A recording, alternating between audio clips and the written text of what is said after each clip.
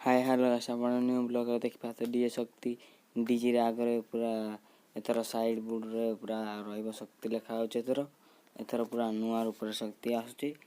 पूरा घंटी एथर पूरा आग को देखा चाहते लाइक और सब्सक्राइब करंतु और कमेंट करंतु।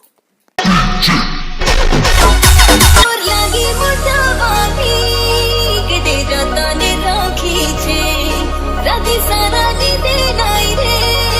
तते सब